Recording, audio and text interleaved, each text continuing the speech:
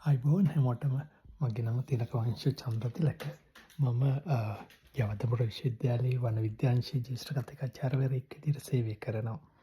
මේ දවස්වල මම ඉන්නේ ජපානයේ ටෝකියෝ විශ්වවිද්‍යාලයේ හොකයිඩෝ වනාන්තර පර්යේෂණ මධ්‍යස්ථානයේ පර්යේෂණ කටයුතු වල නිරත වෙමි. ඉතින් ඕගොල්ලෝ දන්නවනේ ජපාන කියන්නේ හරිම ලස්සන රටක්.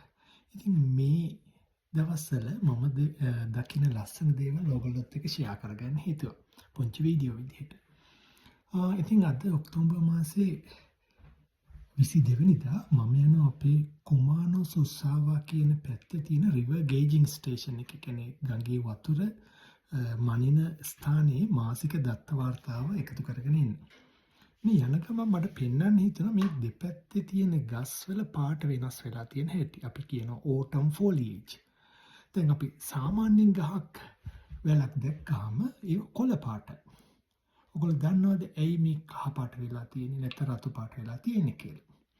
සාමාන්‍ය අවස්ථාවකදී ගහේ කොළ පාට වර්ණය ගේන්නේ ක්ලෝරොෆිල් නැත්නම් හරිතප්‍රද.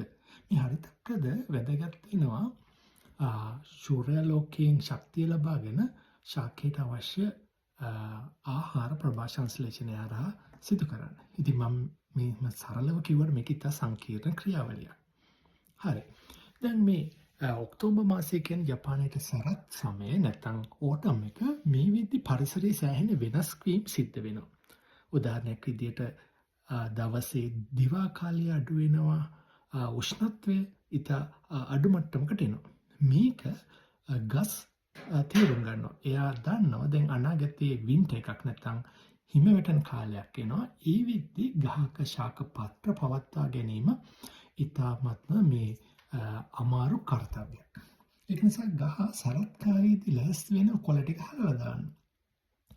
කොළ ටික හලන්න කලින් එයා මේ පත්‍රවල තියෙන පෝෂක ද්‍රව්‍ය ප්‍රතිශෝෂණය නැත්නම් ආපහු ගහට උරා ගැනීමේ කර්තව්‍යයක් වෙනවා. ඒකෙදි මුලින්ම කරන්නේ එයා තවදුරටත් හරිතප්‍රද හදන එක නවත්තනවා.